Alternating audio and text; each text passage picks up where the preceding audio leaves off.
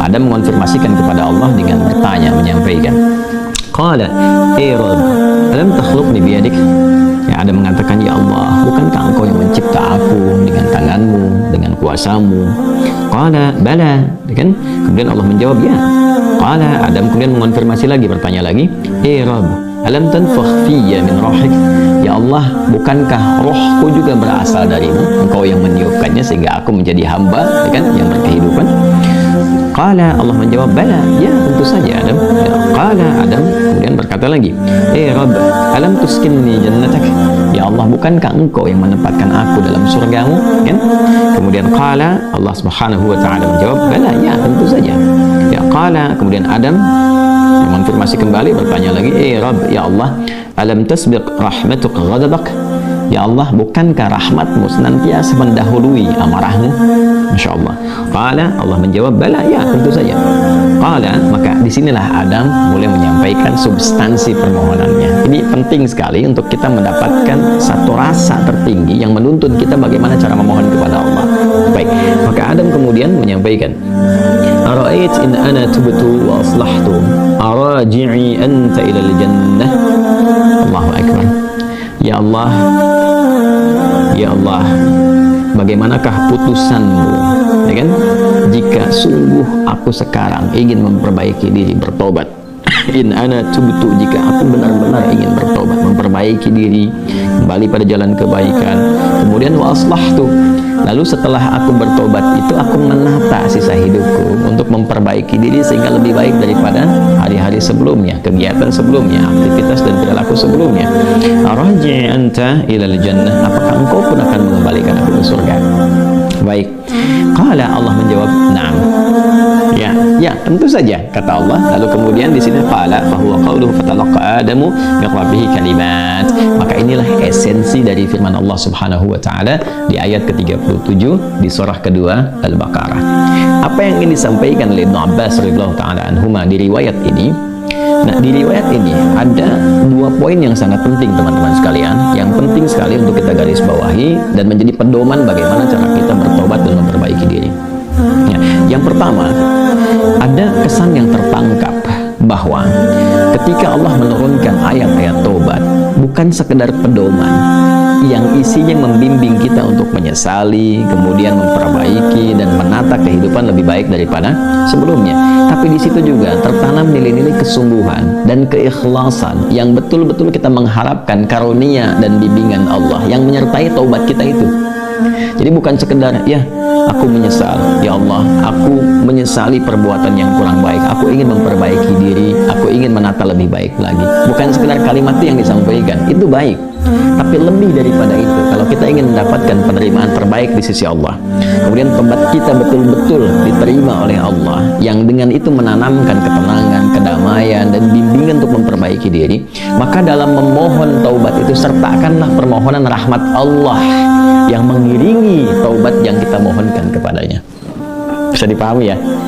Baik ya? Ya, rasakan keinginan untuk memohon rahmat Allah. Ini diantara isyarat kalimat-kalimat tadi. Ya, sesungguhnya Adam tidak perlu mengkonfirmasi tentang pertanyaan-pertanyaan, ya Allah, bukankah engkau yang menciptakan aku? Ya Allah, bukankah engkau yang meniupkan rohmu juga kepadaku sehingga aku hidup saat ini? Bukankah engkau yang menempatkan aku di surga? Dan sebagainya. Nah, kalimat-kalimat itu akan sering kita dapati begitu kita melihat ayat-ayat dalam Al-Quran tentang permohonan doa, baik itu terkait dengan doa biasa, apalagi terkait dengan permohonan taubat. Kalau kita tarik ke kalimat-kalimat taubat, misalnya yang dimohonkan Nabi Isa alaihissalam untuk umatnya, ya, ketika Allah menetapkan ini hukum, bagi yang melanggar akan dihukum begini, ya, kemudian bagi yang tobat dia akan diberikan anugerah seperti ini, ya, maka Nabi Isa alaihissalam terekam sempurna dalam Al-Quran menyampaikan, ya Allah, ya, jika pun mereka ini berbuat salah, maka mereka ini hambamu, ya, fa innahum ibaduk, mereka hambamu ya Allah, tapi engkau jika mengampuni mereka, gitu kan, maka sungguh engkaulah pemilik rahmat yang sempurna, engkaulah pemilik kasih dan sayang yang sempurna. Jadi sentuhan-sentuhan itu yang menyertakan rahmat Allah dalam permohonan kita, itu yang lebih cepat cepat mengguncang arasy dan memberikan kemudian pendampingan langsung dengan rahmat Allah itu pada taubat kita, yang menjadikan taubat itu semakin sungguh-sungguh. Ini kunci utama. Jadi kalau saya panjang lebar menyampaikan, simpelnya begini: kalau taubat jangan nanggung, gitu ya. Kalau taubat jangan nanggung, supaya taubatnya betul, tidak taubat kejadian lagi, taubat kejadian lagi. Maka caranya, ini kata Ibnu Abbas, sertakan rahmat Allah di dalamnya, supaya rahmat Allah itu mengiringi kesungguhan taubat kita, penyesalannya tertanam dalam jiwa, setelah itu kita merasakan perubahan. Itu poinnya. Jadi kalau ingin cepat taubat yang diterima oleh Allah, rasakan rahmat Allah hadir di dalamnya, lalu tanamkan pada diri kita, ya kan?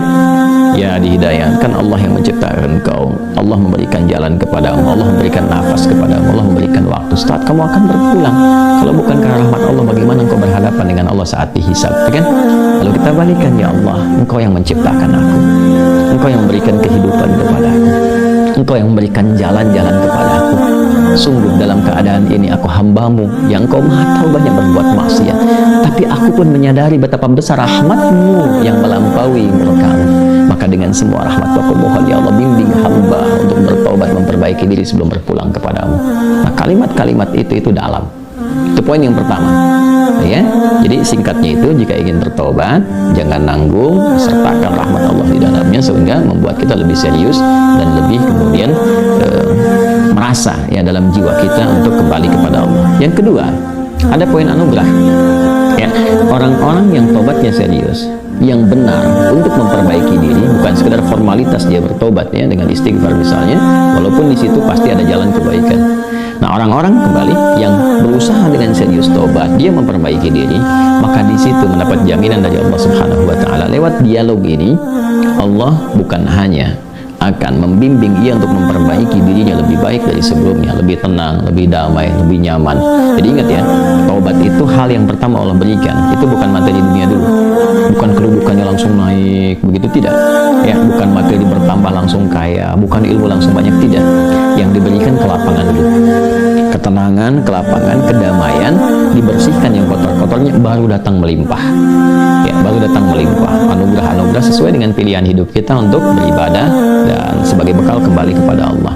Nah, nanti kalau benar taubatnya dan memperbaiki diri, diberikanlah kelapangan itu, lalu ditempatkan di kondisi lebih baik dari sebelumnya. Nah, ini yang dimaksudkan kalimat di sini, ya ara'aitin ana tubtu wa aslahtu rajin anta ilal jannah. Ya Allah, jika memang aku betul-betul bertobat, betul-betul memperbaiki diri, menata jalan hidup, apakah engkau akan mengembalikan aku ke surga? Ya, maka apa yang dijawab oleh Allah? Ya, nah, ya tentu saja kamu akan dikembalikan. Tapi perhatikan cara Allah mengembalikannya. Ditempatkan di surga yang lebih baik dari surga pendahuluan sebagai tempat belajar sebelum turun ke bumi. Silakan perhatikan. Bukankah di surga saat Adam belum turun ke bumi, hanya untuk berlatih materi sebelum turun, ya apa yang harus kerjakan, harus tinggalkan? Bukankah di dalamnya ada ujian? Ya kan? Silahkan makan minum, tapi jangan dekati yang ini, jauhi ini, lakukan ini, ya kan? Perintah dan larangan. Tapi surga yang akan ditempati saat kita kembali kepada Allah, bagaimana wujudnya, bagaimana sifatnya? Allahu Akbar, jannatun na'im, semuanya kenikmatan, nggak ada larangan lagi, nggak ada perintah lagi, semua tinggal nikmat saja. Berbeda dengan sifat yang pertama. Ya, artinya apa? Di sini diberikan kesan kepada kita, orang-orang yang bisa memperbaiki dirinya, selain hidupnya lebih damai, lebih tenang, lebih nikmat dibandingkan saat ia larut dalam maksiat. Anda punya harta, ya dihasilkan dari harta yang haram, yang riba, yang korupsi, yang menipu dan sebagainya, lalu sadar, ya dari judi dan macam-macam, sadar tuh, lalu ditaubati tuh. Begitu taubatnya benar dan memperbaiki diri, awal-awal itu nggak mudah, karena harus melepaskan kebiasaan, melepaskan gaya. Gaya kan bandingannya dengan tekanan kan, F berbanding lurus dengan P kan, ya gaya berbanding lurus dengan tekanan kan, artinya semakin gaya, banyak gaya semakin tertekan kan, ya. Nah, ketika itu dilepaskan, tekanan kan tinggi juga, ya. Tapi apa yang terjadi? Balasannya ketenangan setelah itu, kedamaian. Setelah tenang, damai, dibalik sama Allah tuh, dibalik, diperbaiki hidupnya, lebih enak lagi, lebih menikmati kehidupan, lebih berkah, lebih tenang, gak dikejar apa-apa. Yang paling menarik, pulangnya pun disambut. Allah perintahkan pada malaikat, sambut dia dari mulai sakaratul mautnya, langsung disambut dengan kalimat-kalimat ketenangan. Ya ayyatuhan nafsul mutmainnah, hei jiwa yang tenang, irji'i ila rabbika radiyatan mardiyah, cepat balik kepada Rabbmu, ya kan? Kembali kepada Tuhan dengan keadaan yang nyaman. Aku ridha dengan amalmu, engkau pun ridha dengan pemberianku. Kemudian Kemudian apa? Fadkhuli fi ibadi wadkhuli jannati. Masuk dalam golongan hamba aku siapkan surga untukmu. Nah, surga yang diinformasikan dalam sakaratul mautnya, aku siapkan surga untukmu, itu lebih indah, lebih baik dari semua kemewahan yang pernah ia rasakan di dunia, dan itu nggak ada bandingannya, walaupun setetes, walau setetes. Itu poinnya. Jadi bertobat itu mesti punya motivasi, ya. Jadi kalau nggak ada motivasi, sulit kita melakukan itu. Motivasi terbaiknya adalah nih, mau sampai kapan larut dalam maksiat? Bagaimana kalau sedang bermaksiat wafat? Ketika sudah menyadari itu, cepat perbaiki, cepat bertobat. Begitu tobat itu dilakukan dengan benar, janji Allah turun. Ya, selain dibimbing, diberikan ketenangan, kedamaian, dibalikin lagi lebih nikmat dari sebelumnya. Lalu dibimbing mendapatkan sesuai dengan bekalnya. Kalau ilmu dikuatkan dia supaya cari surga dengan ilmunya. Kalau kedudukan diatur supaya tidak mendapatkan kedudukan dengan nyogok, dengan korupsi, kan, dan macam-macam. Naik itu sesuai dengan maslahat dia. Dan kalaupun dapat harta dengan cara yang benar, nggak usah nipu, ya, nggak usah korupsi, nggak usah macam-macam gitu, dapat dia ditempatkan sampai dia jaga sampai wafat aja. Begitu meninggal dapat yang terbaik, lebih indah dari suasana yang dia dapatkan sebelumnya. Itu spiritnya, ya. Itu yang tadi saya katakan, menjadikan Allah sangat mencintai orang yang selalu berusaha menata dirinya lebih baik. Bertobat terus, tobat lisan, tobat pandangan, tobat pendengaran, sampai tobat kaki, sampai dia merasakan perubahan dari semua organ tubuhnya. Tobat mata, dia berlatih. Jangan dikira kalau tobat itu, fungsi mata itu akan selesai dengan memandang saja. Tidak, tantangannya ada. Dan nanti keberhasilan tobatnya itu diukur dengan ketika memandang yang tidak diinginkan oleh imannya, dia bisa elakkan pandangan. Itulah ghadul basar. Ya, telinga juga begitu. Kalau sudah nanti cukup bagus, terlatih dengan tobatnya, dia akan hanya gunakan refleks pendengaran untuk yang baik saja, sampai ke ujung kaki. Demikian. Nah, itu kalau sudah ada ciri seperti itu, sikapnya berubah, ini tanda pertama bahwa tobatnya diterima oleh Allah Subhanahu wa Ta'ala.